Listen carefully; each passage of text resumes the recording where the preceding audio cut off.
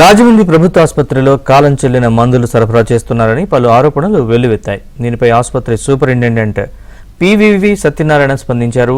Social మీడియాలో viral అయిన పోస్టుకు ఆసుపత్రికి ఎలాంటి సంబంధం లేదని ఆయన స్పష్టం చేశారు. సీఎం గారు ఇచ్చిన నిన్న ఈ రాజమండ్రి జనరల్ హాస్పిటల్ మీద మా దగ్గర ఈ విషయంలో డ్రగ్స్ గురించి మాకు ఏమీ సమాచారం లేదు, దాని మీద రికార్డు కూడా లేదు. ఆ డ్రగ్ కూడా మా దగ్గర అవైలబిలిటీ లేదు. ఆ పేషెంట్ కూడా ఎవరు వచ్చారో ఏంటో దాని మీద మాకు సమగ్ర సమాచారం కూడా లేదు. ఏ పేషెంట్ కూడా మాకు కంప్లైంట్స్ ఏమి రాలేదు. లాస్ట్ 10 days నుంచి కూడా ఆమె చెప్పింది November 4th, 5th, 8th అని చెప్తున్నారు.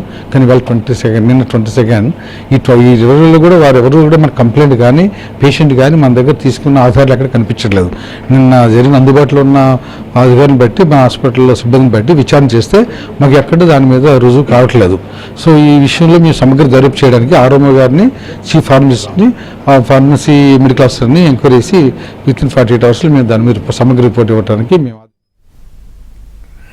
అయితే రాజమండ్రి ప్రభుత్వ ఆసుపత్రిలో కాలం చెల్లిన మందుల పంపిణీ జరుగుతోందని సోషల్ మీడియాలో ఓ పోస్ట్ వైరల్ అయింది. దీనిపై సీఎం చంద్రబాబు ఆదేశాలతో Vijayawada central drug store managing director ఓ ప్రత్యేక బృందాన్ని ఏర్పాటు చేసి విచారణ చేపట్టారు.